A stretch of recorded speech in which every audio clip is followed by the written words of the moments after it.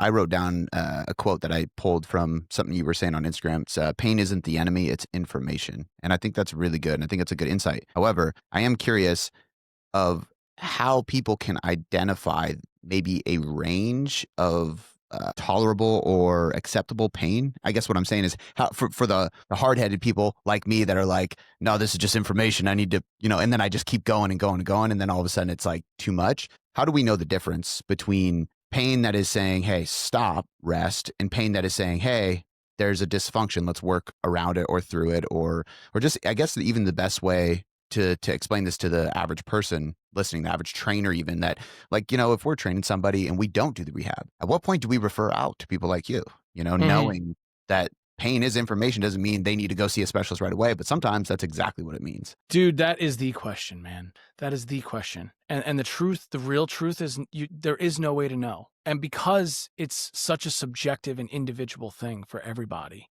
Now, if I were to take somebody, and again, this is where like we could go down the rabbit hole on the pain conversation. I know you've had this conversation with a couple of the really great providers, right? I do say pain is information for the purpose and context of I don't want people to fear it. I don't want them to be scared of it or something where it's like, oh, this is damaging to me. Now, with that being said, every human's perception and experience with that is so unique and individualized, right?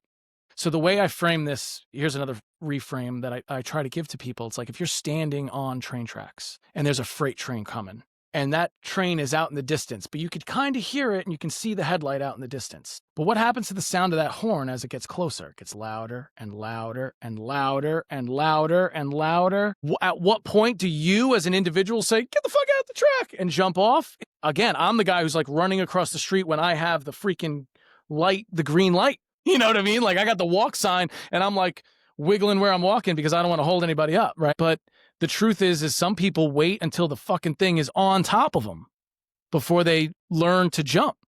So part of this is you know it when you know it. Like if you've got something deeply structurally based, you will know it. I can't explain it to you other than that. If you get like really sharp pain that's very consistent with a particular movement that you could reproduce, you might want to get that checked out. If it's, I'm generally sore or, this hamstring really is kind of hurting, I kind of like to give that 24 hours, let it be what it's going to be. I'll let it kind of settle down and kind of really evaluate it then. But here's my shtick on pain. Pain is a ubiquitous human condition. It is one of the things that unifies all of us. We all experience this. And it's partly our perception in the sense that it's framed within all of the experience and context of your life, right? And the biology itself, the physical signaling that happens from hardware to software. So, again, it's tricky because like if I were to kick you in the shin, that's going to hurt, but it's going to get better really quickly because that's mostly tissue based.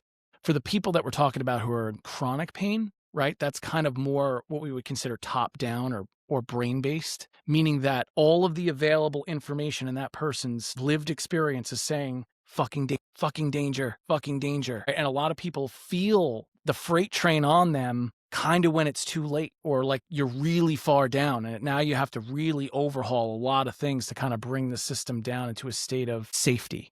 So if we want to change, pain isn't a damage meter per se, but it is a threat meter. It is your brain's interpretation of proximal threat or even internal threat. So if you're generally an unhealthy person, your joints are going to hurt. Is that inflammation? Sure, partly, but it's not just the physical stuff that's happening in you. It's your nervous system's interpretation of your readiness for when real stuff's going to happen.